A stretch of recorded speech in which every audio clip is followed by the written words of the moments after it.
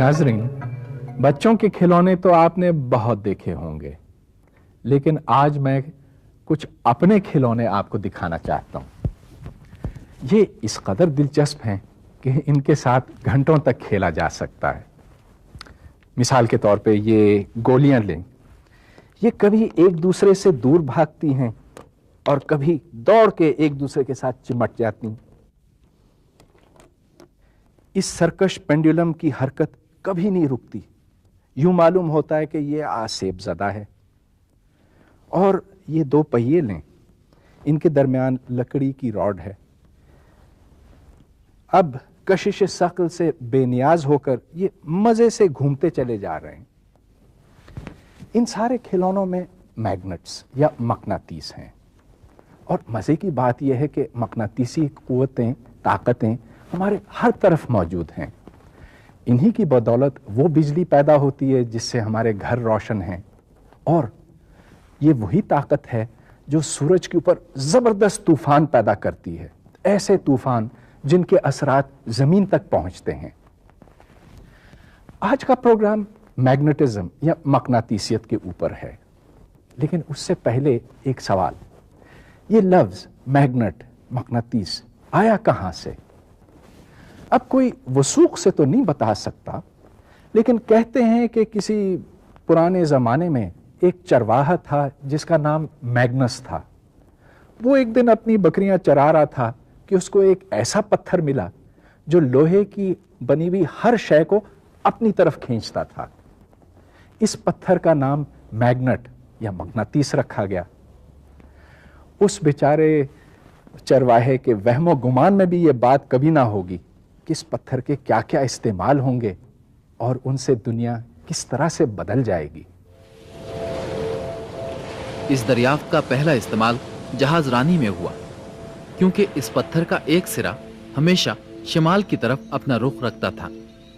اس لیے ایک ایسا آلہ بنایا گیا جسے قطب نما یا کمپس کہتے ہیں۔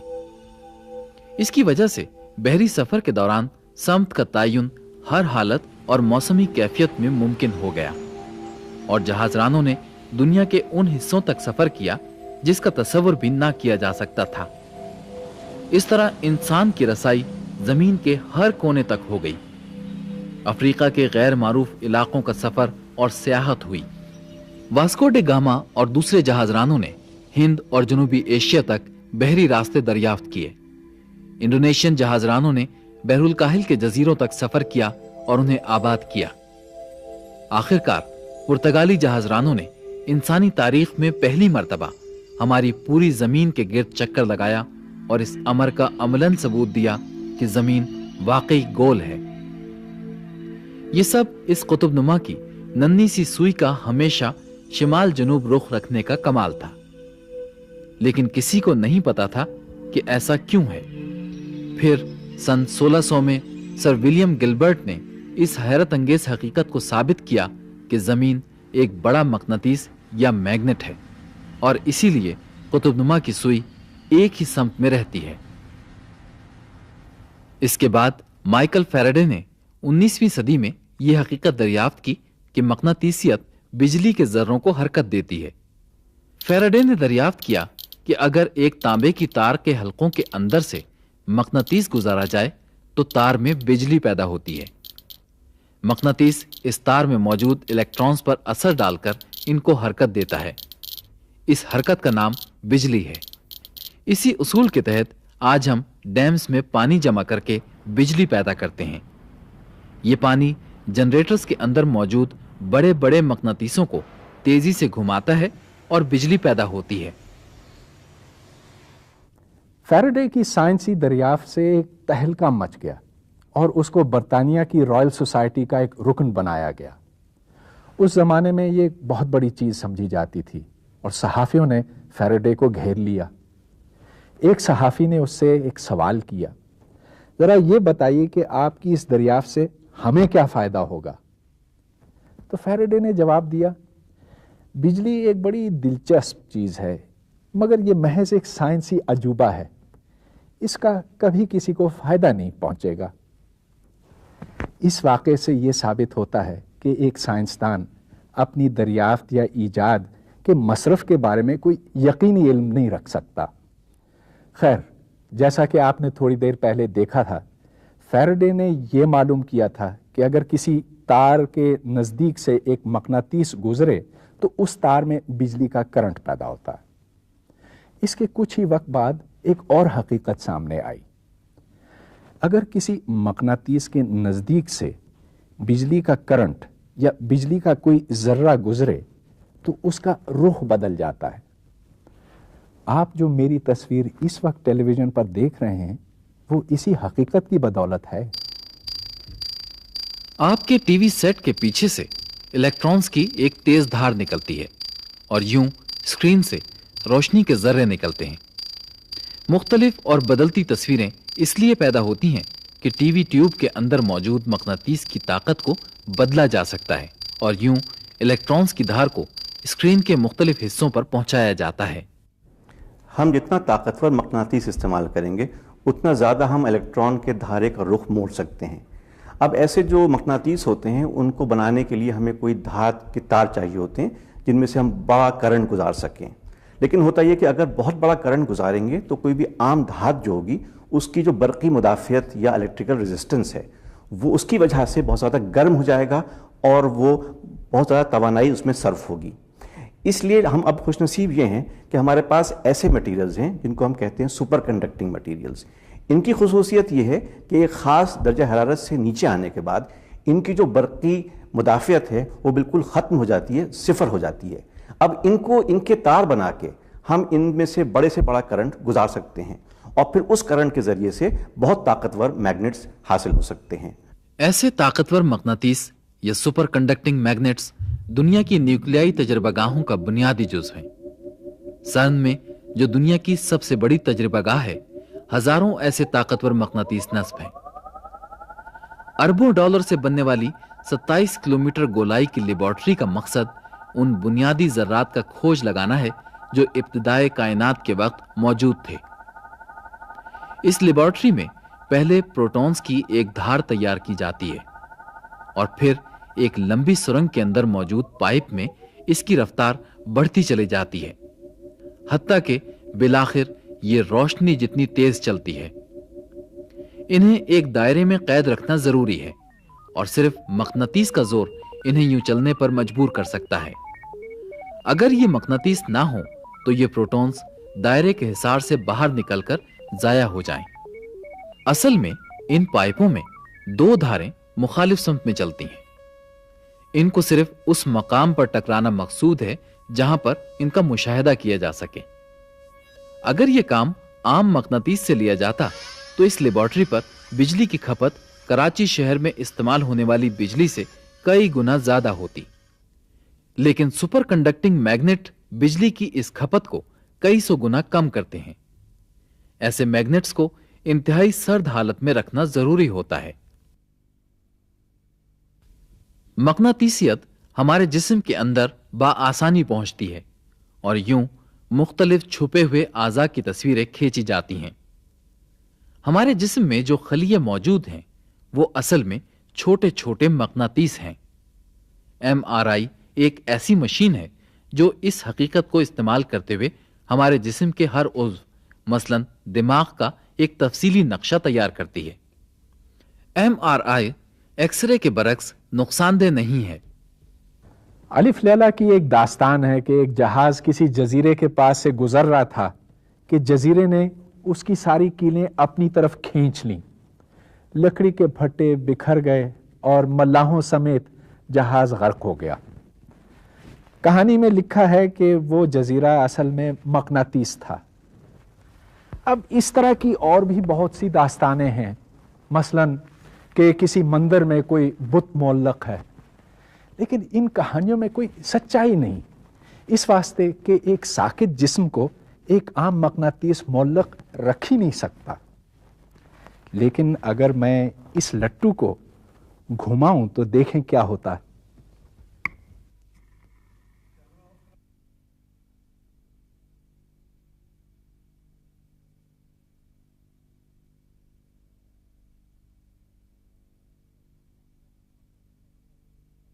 اس مقناطیسی لٹو کا گھومنا ضروری ہے، بصورت دیگر یہ لڑک کر گر جائے گا۔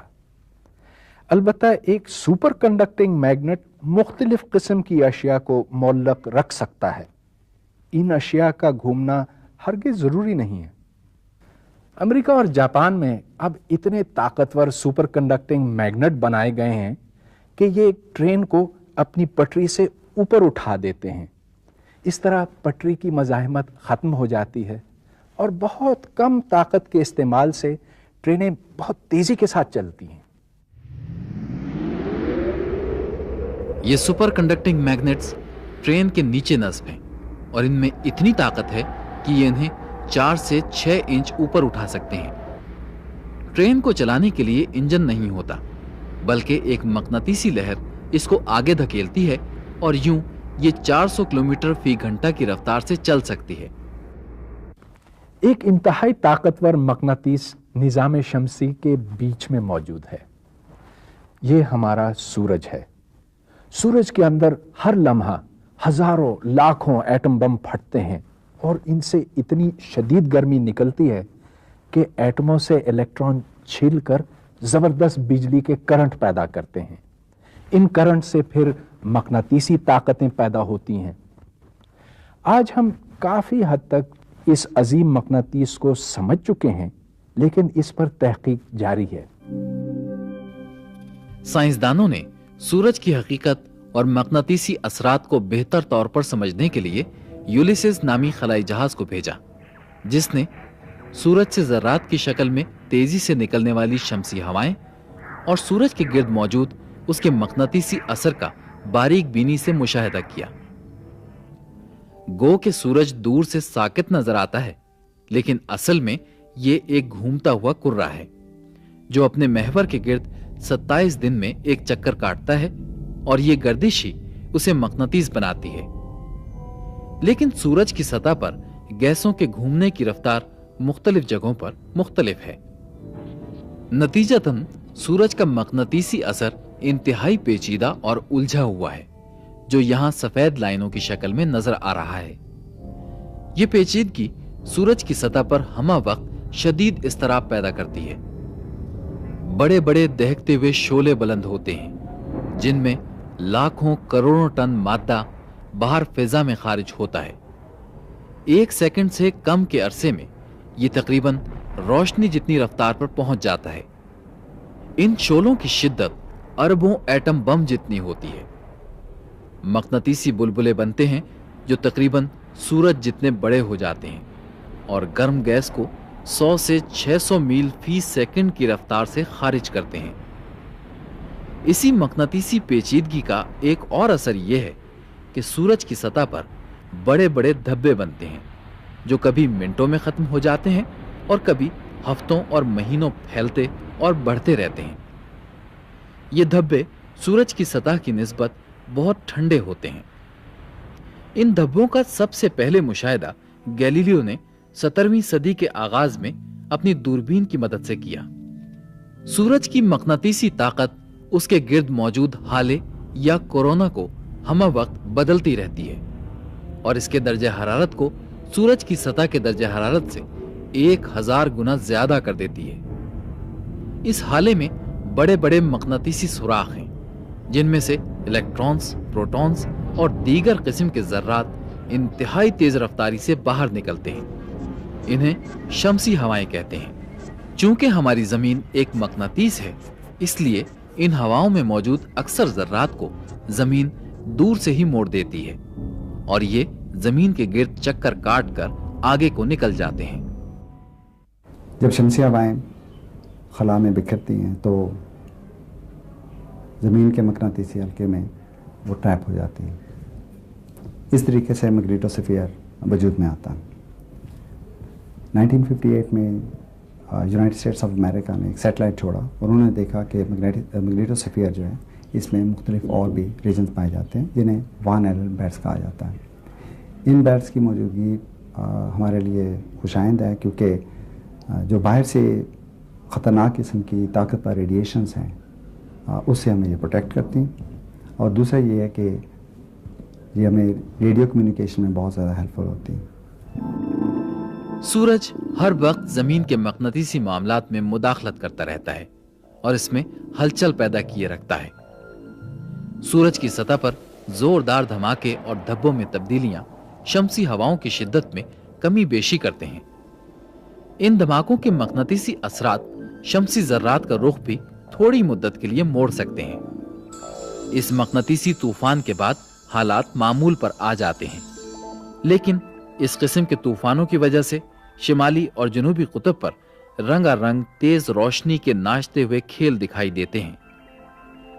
इस मकनातीसी तूफान से दूसरे असरात भी होते हैं। जमीन के गिर्द मवासलाती सैयारे गर्दिश में हैं, जिनकी वजह से रेडियो और टीवी की नशरियात जमीन के एक कोने से दूसरे कोने तक पहुंचती हैं। मकनातीसी तूफान इस निजाम को दरहम बरहम कर देते हैं। ये शमसी हवाएं जो चलती रहती हैं, जिन्हें सोलर विंड कहते हैं, ये काफ़ी इनके अंदर प्रोटॉन्स वगैरह होते हैं, ionise material, heavy particles, magnetic element भी इनमें है। ये जो है हमा वक्त चलती रहती हैं सूरज से और सब तरफ जाती हैं और ज़मीन की तरफ भी आती हैं।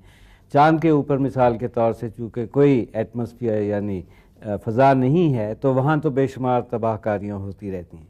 लेकिन खुशकिस्मती ये है कि ज़मीन के ऊपर एक पूरा वो माहौल है हमारी फ़ज़ा का, जो लोग कहते हैं कि बराबर है कोई 33 फुट पानी जैसे हो, उसके तालाब के नीचे हम दुबक के बैठे हुए हैं इंसान। तो ये जो आपकी शमसी हवाएं हैं, ये जब आती हैं तो ये उसके अंदर ज़्यादातर जज्ब हो जाती हैं और इससे हम महफूज रहते हैं। उसके अलावा दूसरी खुशकिस्मती की बात यह है कि ज़मीन के गिरदा गिर्द एक मैग्नेटिक फील्ड भी है और वो मैग्नेटिक फील्ड जो है उसकी वजह से ये सारी हवाएं जो कि चार्ज पार्टिकल्स जिनके अंदर होते हैं वो उसके अंदर गिरफ्तार हो जाते हैं और वैन एलन बेल्ट्स वगैरह बन जाती हैं। तो उसकी हमारी जो ज़मीन की मकनातीस है उसकी वजह से भी हमें इसकी तरफ से हिफाजत होती है, वरना यह है कि इनकी वजह से काफ़ी तबाही बर्बादी हो सकती है, लेकिन फ़ज़ा और मैग्नेटिक फील्ड की वजह से हमारा बचाव हो जाता है। सूरज से करीब तरीन सैयारा अतारद यानी मरकरी है, जो इसके गिर्द सिर्फ 88 दिनों में एक चक्कर लगा लेता है। खलाई जहाज मैरिनर 10 ने दरियाफ्त किया कि जमीन की तरह अतारद भी एक ताकतवर मकनातीस है जो शमसी हवाओं का रुख मोड़ता है। साइंसदानों के लिए यह बात हैरान कुन थी, क्योंकि अतारद का हुजम और वजन जमीन के हुजम और वजन का सिर्फ 18वां हिस्सा है। इस मकनातीस की ताकत का राज यह है कि इसके साइज के एतबार से अतारद के अंदर जमीन से कहीं ज्यादा पिघला हुआ लोहा है, जिसमें गंधक की खासी मिलावट है। यही वजह है कि जमीन से कई गुना छोटा होने के बावजूद मरकरी एक ताकतवर मकनातीसी असर का मालिक है। इसके बरक्स मरीख एक बहुत कमजोर मकनातीस है। मार्स ऑब्जर्वर ने यह मालूम किया कि इसकी सतह पर सिर्फ छोटे छोटे मकनातीसी बुलबुले हैं, जिससे यह मालूम होता है कि माजी में इसके अंदर मौजूद पिघला हुआ लोहा अब ठंडा होकर जम गया है। जब हमें मालूम होता है कि एक सैयारा मकनातीस की तरह काम कर रहा है, तो उससे हम ये अंदाज़ा लगा सकते हैं कि इसके अंदरून में क्या है। तो एक तरह से मकनातीसी क़ुव्वत जो है वो काफ़ी दूर से महसूस की जा सकती है और कशिश सिकल की निस्बत बहुत ज़्यादा है, और उसकी वजह से हम सैयारों की अंदरून के बारे में भी कुछ अंदाज़े लगा सकते हैं। और यही जो हैं फलक शनास उन्होंने किया है और ये इस नतीजे पे पहुँचे हैं कि इनकी कुछ मोल्टन कैरेक्टरिस्टिक्स क्या हैं, इनके अंदर कंडक्शन कैसी है। और सबके अंदर ये बाहर वाले सैयारे भी जो ज़्यादातर तो गैसियस है, लेकिन ये अंदाज़ा किया जाता है कि उनके अंदर भी एक छोटी सी कोर ज़रूर मौजूद है बिल्कुल अंदर, जो कि हो सकता है कि मुंजमद और सॉलिड हो, लेकिन बाहर ज़्यादातर गैसें हैं और वो भी लिक्विड गैसें हैं। मुश्तरी इतना बड़ा है कि उसके अंदर हमारी जमीन जैसे 1000 सैयारे आ सकते हैं। ये ज्यादातर हाइड्रोजन गैस है और इसके अंदर दबाव जमीन पर हवा के दबाव से 3 अरब गुना ज्यादा है, जिसकी वजह से इलेक्ट्रॉन्स एटम से आजाद हो जाते हैं। क्योंकि ये सैयारा अपने महवर के गिर्द सिर्फ 10 घंटों में घूमता है, इसलिए बिजली के तेज करंट पैदा होते हैं जो मुश्तरी को जमीन से 20 गुना ज्यादा ताकतवर मकनातीस बनाते हैं। शमसी हवाओं को मुश्तरी का ये मकनातीसी असर एकदम से बहुत आहिस्ता कर देता है और उन्हें इसके गिर्द मोड़ता है। नतीजतन ये असर पीछे की तरफ 30 अरब मील तक चला जाता है, यहां तक कि ये ज़ुहल यानी सैटर्न के मदार तक जा पहुंचता है।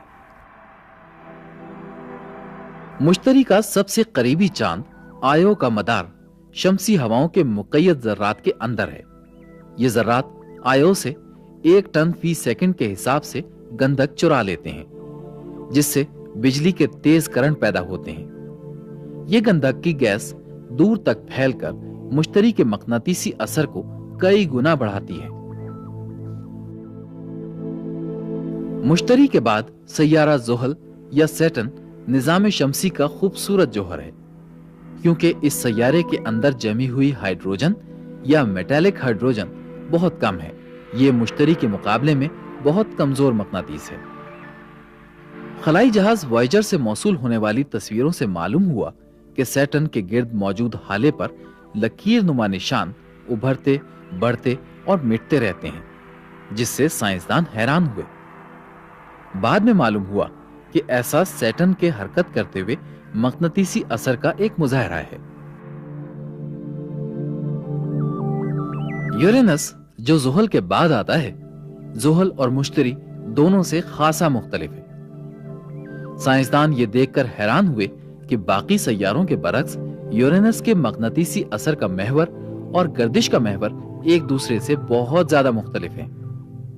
ये मकनातीसी असर 17.25 घंटों के अंदर एक चक्कर काटता है, जिससे इस सैयारे की अंदरूनी परतों की गर्दिश की रफ्तार मालूम होती है। मकनातीसी एतबार से इस सैयारे की गैर मामूली सूरत हाल का तज्जिया करने के बाद ये नतीजा निकला कि इसके अंदर पानी और एमोनिया और मीथेन गैसें बिजली के करंट पैदा करते हैं, जो इसे एक मकनातीस बनाते हैं। नेपट्यून जो यूरेनस के बाद आता है, निजाम शमसी का 8वां सैयारा है। इसके नजदीक से गुजरने वाले खलाई जहाज ने मालूम किया कि इसका मकनातीसी असर यूरेनस जैसा है और इसकी अंदरूनी साख्त भी वैसी ही है। इसके गिर्द मकनातीसी असरात के तज्जिये से मालूम होता है कि इसके बीच में पिघला हुआ लोहे का गोला जो जमीन जितना बड़ा है मौजूद है। मकनातीसियत का खेल कायनात में जगह जगह दिखाई देता है। मसलन आज इंतहाई ताकतवर दूरबीनों के इस्तेमाल से हम ऐसे सितारे देखते हैं जो बज़ाहिर जलते और बुझते हैं। हमारी नब्ज़ की तरह इनमें से ठीक ठीक वक्फों के बाद पल्सेस, रोशनी के पल्सेस निकलते हैं और इसी वास्ते ये पल्सार्स कहलाते हैं। पल्सार्स उस वक्त बनते हैं जब सूरज से कई गुना बड़े और वजनी सितारे अपनी कशिश शकल की वजह से सिकुड़ते हैं और फिर बाहर को फैलकर फट जाते हैं।